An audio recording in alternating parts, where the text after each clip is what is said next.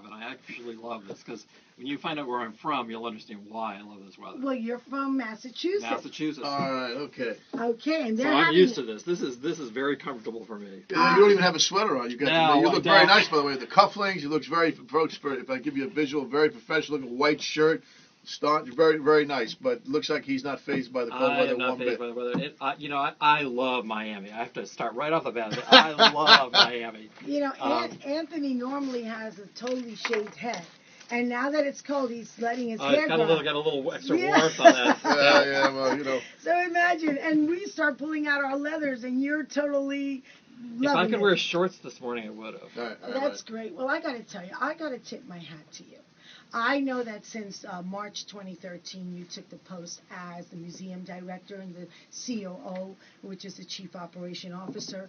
And I got to tell you, I can see the change.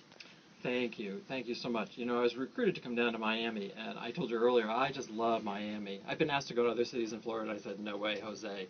No, thank you. But Miami's just terrific. My wife Julie and I, we just love being in Miami. We've had a really enjoyable time here. We live downtown Miami, so we're really taking it all in. Okay. But thanks. It takes a whole team, though. The entire team and staff at History Miami, Maria Ortiz, the new CEO, and myself, the Museum Director and Chief Operating Officer, with a team of staff who really dug in and started to understand how we can be contemporary and approach history in a fresh and invigorating way for the future. What was your, if I may ask, take on this position, what was your goal? I have a long career in museum leadership, and I've done reinventions and renovations at many of those institutions. That's probably why I'm here, because I have a lot of experience of that. And it goes back to, I'll start back in my beginnings in Massachusetts. My first job was at Old Sturbridge Village as an interpreter, and it's one of the most important jobs I ever had because it dealt with dealing with people. Every day talking with people about history of New England at that time, but trying to convey information to the public and seeing how they react to it and how they absorb it, and making sure people feel informed and engaged and invigorated. Because this show should be fun. This shouldn't be deadly dull and dry. This needs to be fun, which goes back to why the Marley Party was so fantastic. It was amazing. I want to interject here. You just said something that is so important. Those adjectives of engaging is so important. It should be informative, interactive, and engaging. And a lot of the museums tend to forget that sometimes. And so when you go to one of these openings and they give you a booklet and you got this monotone person walking you around and referencing all these big names in art, and everybody else is there feeling a little, right, like that big gasp of air that you just want to run out of the room if you could. I got to tell you, I have seen a change. I have visited with my daughter, my younger daughter, with elementary school history in Miami as one of those chaperone parents. Perfect, yeah. And that's a perfect example a couple of years ago. And I saw a great difference. Now, you, prior to this post, which was a national search for the museum director, and they had, I believe, hundreds and hundreds of applicants, and you have an extensive leadership role, not just in the Berkshire's museum that you just finished, that was your last post prior to History Miami, but you go from Raymond Museum, you also were doing in the Rockwell Museum in New York. And Midland, Texas, of all places. Texas, so I've been around the map. Yes, you have been around the map. But the best thing, I think, was when you did the upgrades, and through your leadership at Berkshire, you did great fundraising, and you upgraded a 100-year-old facility. You also were responsible for the landmark of Feigenbaum Hall of Innovation. Feigenbaum Hall of Innovations, which is all types of disciplines from the past to the present to the future. That's correct. And you brought that to the History of Miami with that Bob Marley messenger under your leadership. You said, or the group and the committee, because I know it takes a whole tribe, one love, one tribe. And what you did there was your committee said, let's reach out to the street artists, to our own Miami art urban artist, which is Trek 6, which I love. He has helped me in many situations. He's a terrific guy, talented. Just had a new baby just at the time of that Marley opening. I know, and he gives it his all. And I think that's what's so important about our Miami art scene. A lot of passion is flowing through the streets, through the districts. Everybody wants to give and help each other. I've seen that with artists. There's no horse blinders up. Everybody's open to sort of cross-promote and help each other out. And that's what I love about Miami versus New York, which is more cliquish. At least they're different cities, completely different cities. Completely different cities. History of Miami, that Bob Marley exhibition that you did was so fresh, so out of the box. I mean, from not only from just the venue in itself, but also with the wordings, those long, the design is critical. The design was so wonderful. I mean, it reminded me almost like a Jim Hodges, where he does that large. Well, the concept came from actually the artist Barbara Kruger, who does very large-scale works and uses words as her artwork. So that's where the initial concept came from. Yeah. And Miami really is exciting. I can't say that enough. And it has empowered me to make sure that History Miami is of, by, and for the people of Miami. And if we don't look and act and make the same challenges that the rest of the city and the community in South Florida makes, then we're going to be lost. So we have got to be at the table because we are the only history museum in South Florida. So we're the institution that you would go to naturally to find out your common history in South Florida, which is a diverse and fabulous history. I get some people say, oh, we're not that old, we don't have much history. Nonsense. There is incredible history right here in Miami and beyond. And that's what we do at History Miami, is bring that forth. So some people said, why Bob Marley? Well, they didn't realize that Bob Marley actually lived in Miami, and some of his family members still reside here. And so there was a very close connection with Bob Marley in Miami. Right. And that Marley exhibition, what's not to love about a brand like Marley? Absolutely. Well, Son also played football for University of Miami. So there you go. I have a question for you. What level of frustration do you have when you deal with a city like Miami that is used to taking the history and then paving it with shiny palm trees and getting rid of it? I mean, we have a propensity to not want to honor our history here. That's got to be frustrating. I have a historic preservation background also, as well as the arts and natural history. I've been in all kinds of museum settings, but it is a challenge. But, the challenge is that Miami is new. It wants to be new. It's a beautiful-looking city.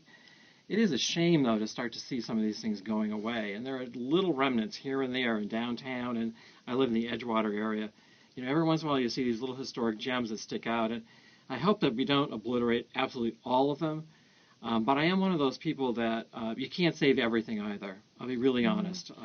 It's a challenge for our society and our culture to save everything, but we want to make sure at History Miami we're doing the best job we can with saving both the verbal, oral history, the written history with our Archives and Research Center, but also all the objects. So things that we live with every day. I also like provocation and kind of thinking broadly and poking. So one of the topics is, homelessness in downtown Miami. This is a huge issue. This is a part of our culture and our history right now. We have to deal with it and understand it and remember it. And so I've been thinking about how we're going to start to preserve some of that. How are we going to get some of the signs that people carry? There are actually some characters when I'm on my way home from work, that have signs up, and that's part of who we are. Sure. We can't ignore that. And then there's also, the South Beach scene and, Wynwood and Design District, and it goes on and on and on. But the city is just surging forward in great positive ways. And it's wonderful because when you look at what's happening downtown, for instance, with the PAM, amazing. And so now, with the PAM opening up, the old MAM is going to become part of History of Miami also, right? Yeah, we have a terrific opportunity right now. So we don't have an opening date yet, but we will be expanding into what we call the South Building. So it's no longer MAM because they're now PAM, the Perez Art Museum Miami. And so History Miami now expands. We're going to double our size on the Cultural Plaza with the Miami-Dade Public Library right on West Flagler Street in downtown. I think it's fabulous. I think you got such a great location and such a great opportunity. Terrific opportunity. And I think that you, anything I could do to help, please, as a volunteer, anything, count on me. I believe that, we have to embrace our city and our institutions. These are our cultural institutions, and we got to keep them alive. And I think what you're doing with your venues and what you're doing, what I just witnessed myself, the closing party had over 1,000 people. It was huge. It was huge. Wow. It was terrific and not party. just 1,000 people, Anthony. It had some heavy hitters in the audience. And my dear friend Nicole Henry sang, where she won a Soul Train Award for the song, Bob Marley's song that she sang there, One Love. And I believe it was just amazing. The audience was captured. I haven't seen a crowd like that in History of Miami until I don't even think. Well, I haven't seen Soul Train since I can remember. But that's I know. I know. Well, what was his name? Marcus. What was the guy's name? You got me there. I grew up with it, but I grew up. Well, when a kid growing up with Soul Train was great because you got to see all these great looking girls with honey clothes on dancing. So it was kind of like a challenge. I don't know what kind of Soul Train you were. I don't know. Well, anyway, they had two tops and all that kind of stuff back then. Yeah, they did. But we loved the audience. The audience was so diverse of age, color, every spectrum, and really enjoying being there and sharing with one another this sort of Marley experience. I thought it was terrific. Awesome. Now, what can we expect for 2014 for History of Miami? We're going to continue to build programs. So during this interim phase, we've got a time where we don't have a lot of special exhibitions up. So Marley just closed on Sunday. Mm-hmm. So what you need to look forward to is end of March, we'll be opening up the South Building. In between that time, we have several great public programs that we do on a regular basis. The Lincoln Symposium comes up on January 25th. Nice. This is a great annual symposium that we do on the history of Lincoln and the Constitution this year. Then we've got the Bahama Junkanoo, talk about Arttalk. We've got the Bahama Junkanoo, our Heritage Spotlight artists. They're artists in residence for January through March. Oh, wow. So look for terrific programming from them. Then we've got our International Map Fair, which is the world's largest map fair on February 7th, 8th, and 9th. It's the 21st annual. And then Clay Liston fight anniversary, the 50th anniversary of that fight is February 25th, I believe, and we'll be doing a public program on that. Awesome. So a lot of public programming. How can people become a member? Everything you can find on historymiami.org. Historymiami.org. You do Facebook, Twitter. And to we've got become all kinds of access member points. is how much annually? It's like $65 for basic membership. And it's you can all go on our in website. Free. It's all on your website. And free admission all the time. Historymiami.org. Your hours of operation? We are now open on Mondays. So we're open 7 days a week now as of the 1st of January. Awesome. And so 10 to 5 every day, Sunday, 12 to 5. I got a lot of my education from History of Miami with my tours because we do a lot of history while we're going through the design district, talking about how it used to be Theodore Vivian Moore's. Mm-hmm. And all of that I learned through your archives and through your library. We have a great fabulous library. Facility. Stuart Chase, Happy New Year. Same to you all. Thank you, Thank you. Keep being blessed with your vision and direction under the leadership of History Miami. Guys, you got to support. Visit History of Miami. Thank you. Thank you.